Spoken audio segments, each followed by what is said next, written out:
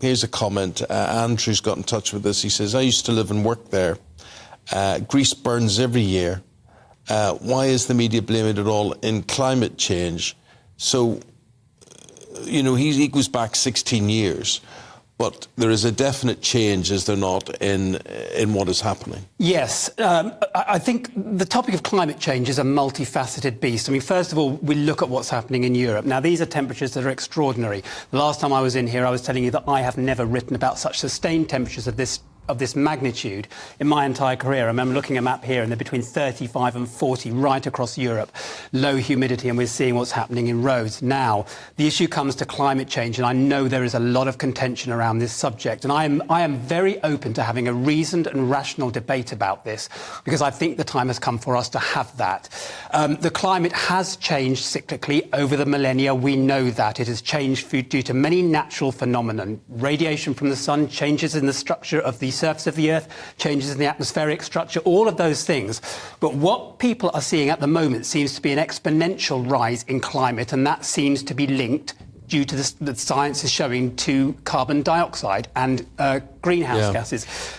We've been talking about this weather dome, particularly over southern Europe, for, a week now, but it seems to be that the wind has had a huge impact, particularly in Rhodes. A friend of mine flew out there on Saturday. She was aware that there were a few problems, but apparently 2 o'clock Saturday afternoon, the wind direction changed and her whole resort burnt down. Yes, and this is the absolute danger with this. What we are now into is almost 2 weeks of this astonishing heat wave that has turned Europe into a tinderbox. It's turned Rhodes into a tinderbox. It has turned Corfu.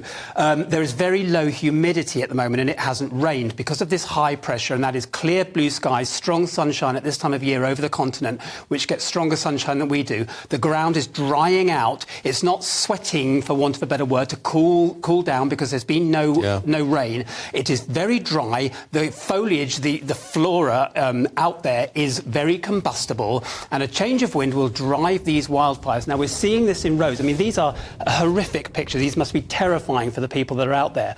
But Rhodes at the moment, now the whole of Europe has been affected by this heat wave, under this heat dome, this high pressure that has dried it out and is bringing astonishingly high temperatures that don't seem to be looking like they're going to abate. And the fear is, we're seeing Rhodes at the moment, but what is this going to lead to, and when is this going to end, and what are the implications for that?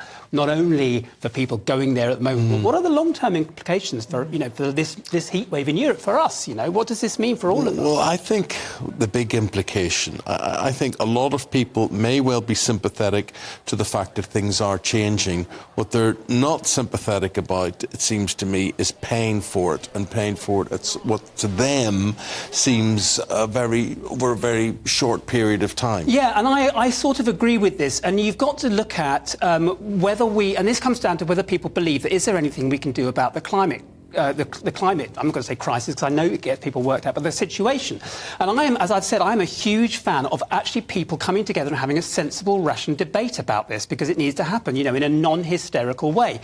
There is some evidence, there are authors out there who've written that small changes, a 10% change in the behaviour of most people in the Western world would bring the reduction in climate that we need. Water pumps instead of gas heaters going to electricity. It doesn't mean huge changes. It's a cost of living crisis, but it is, people are already hurting financially, and talking about EULA specifically in London, the Labour Party even saying that this has become a sort of class issue, that working class people cannot afford to get new cars. Absolutely.